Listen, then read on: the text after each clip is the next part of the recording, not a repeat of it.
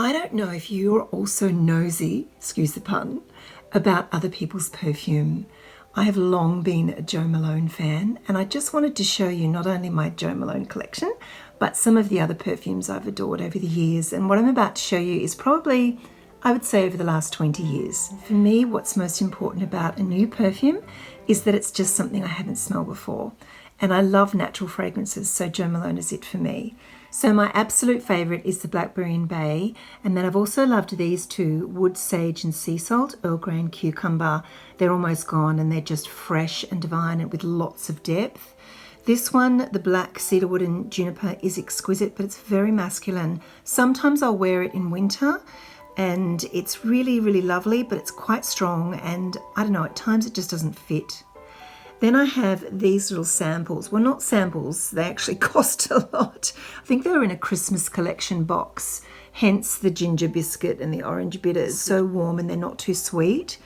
And then these are exquisite, the sweet almond and red currant, the white moss and snowdrop. And then there was also the rose and magnolia, the lime, or actually the lime basil I got ages ago. So it was just this one here, the rose.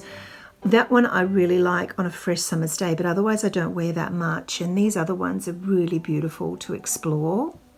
Then Zara did a collab with Jo Malone, and I've given away a couple. I think there was like 3 or 4 more. I think I've given some to my daughter. And they were actually quite nice. But as you can see, I've not really used them. They're just not as great as I had hoped. But I'm still going to dab them here and there. And often the perfumes that I don't wear a lot, I will actually dab them on when I'm just home alone, you know, and then save the rest for special.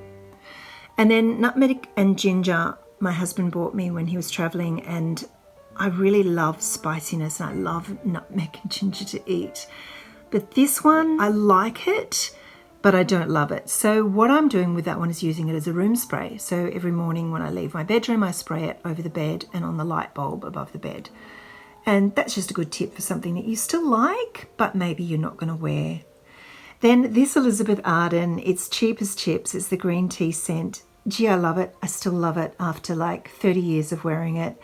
It's a leafy scent, but it's got this depth to it. I still love it. Every Christmas I get a new bottle.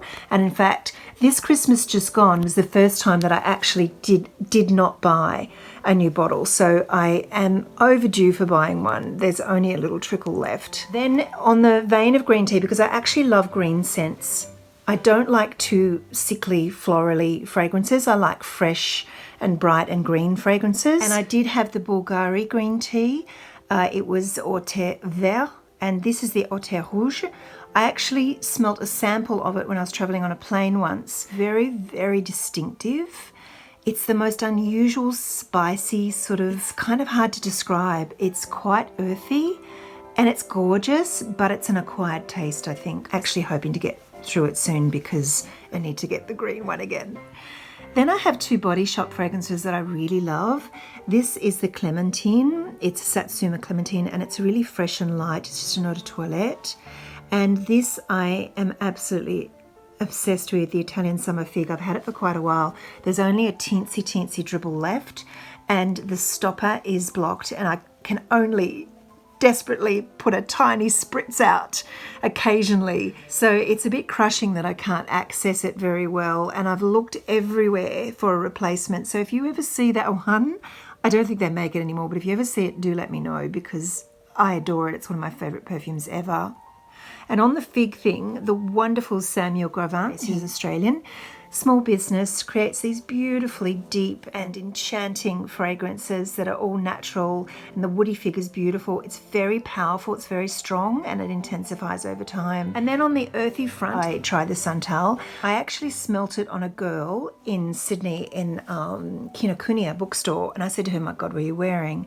She told me, and I went straight to David Jones and bought it. And the Le Labo is very expensive, but it lasts forever. I mean, gosh, I'm probably over halfway down and I have worn it non-stop for like 2 or 3 years now. So you only need a tiny bit. And then I could not resist the bergamot. I'm a bit of an Earl Grey lover. I love the scent of bergamot, and this is just absolutely exquisite. Do you often buy a new fragrance to try? Do you buy samples? Often when I'm traveling, I'll buy little sample sets of this sort of ilk.